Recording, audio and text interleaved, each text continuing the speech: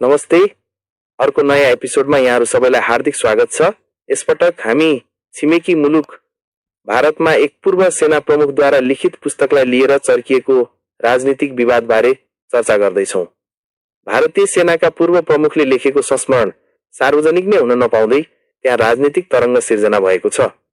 पुस्तक वास्तवमै प्रकाशित भयो कि भएन भन्ने प्रश्नदेखि लिएर त्यसका संवेदनशील अंशहरू संसदसम्म प्रवेश गरेका छन्। विपक्षी नेता राहुल गान्धी समेत यस प्रकरणमा खुलेर जोडिएका छन्। यो विवादित पुस्तक हो 4 स्टार्स अफ डेस्टिनी, जसका लेखक हुन् मनोज मुकुन्द नरवणे। उनी सन् 2019 देखि 2022 सम्म भारतीय सेनाका प्रमुख थिए। अवकाशपछि आफ्नो कार्यकालका अनुभव समेटेर उनले यो संस्मरण तयार पारेका हुन्।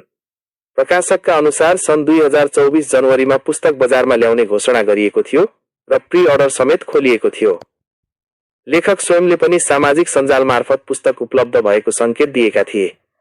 तर 2 वर्ष बितिसक्दा पनि पुस्तक औपचारिक रूपमा बजारमा आएको छैन। प्रकाशन रोकिएको किन? यो पुस्तक बहुराष्ट्रिय प्रकाशन संस्था पेंगुइन र्यान्डम हाउसले छापेको हो।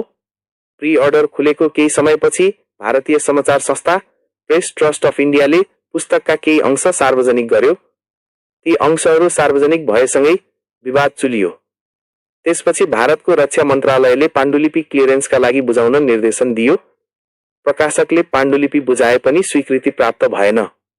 परिणामतः पुस्तक औपचारिक रूपमा रोकिएको अवस्थामै छ। यस विषयमा सरकारले स्पष्ट कारण सार्वजनिक गरेको छैन। तर पुस्तकमा समेटिएका विषयवस्तुहरू हेर्दा यसको संवेदनशीलता अनुमान गर्न सकिन्छ। गलवान घटनाक्रमको खुलासा। पुस्तकमा सन् 2020 मा लद्दाखको गलवान उपत्यकामा भारतीय र चिनिया सेनाबीच भएको भिडन्तको विस्तृत वर्णन गरिएको छ।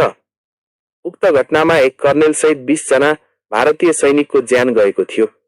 लेखक नरवणेका अनुसार संकटको घडीमा उनले राजनीतिक नेतृत्वबाट स्पष्ट निर्देशन नपाएको अनुभव गरेका थिए। त्यतिबेला रक्षा मन्त्री राजनाथ सिंह र राष्ट्रिय सुरक्षा सल्लाहकार अजित डोवलसँग छलफल भए पनि ठोस निर्णय नआएको र प्रधानमन्त्री नरेन्द्र मोदीले जे उपयुक्त लाग्छ त्यही गर्नुहोस् भन्ने सन्देश दिएको दावी पुस्तकमा उल्लेख छ।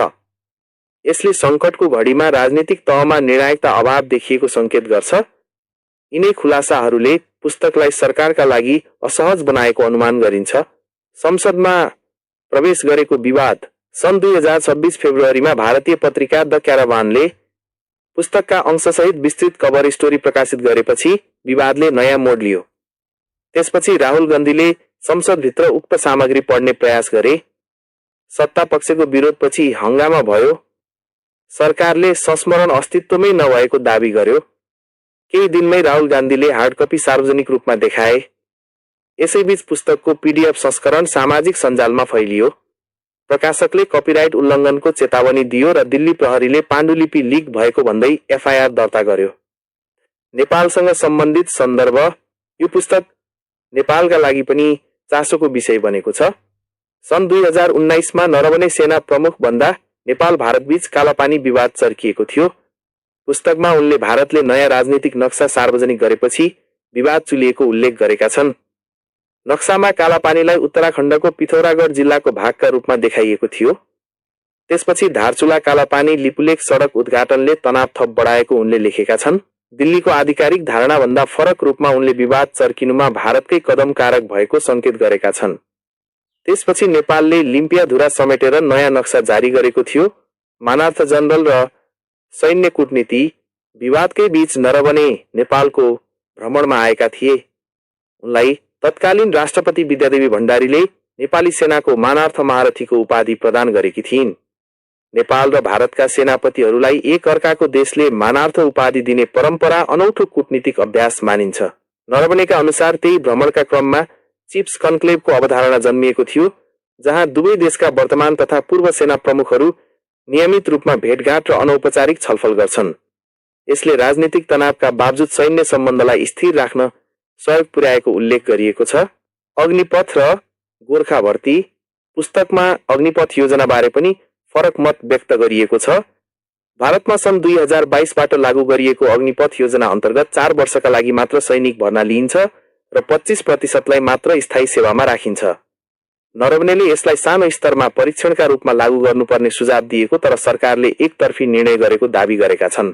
अग्निपथकै कारण नेपालले भारतीय सेनामा गोर्खा भर्तीका लागि अनुमति नदिएको सन्दर्भ पनि महत्त्वपूर्ण छ।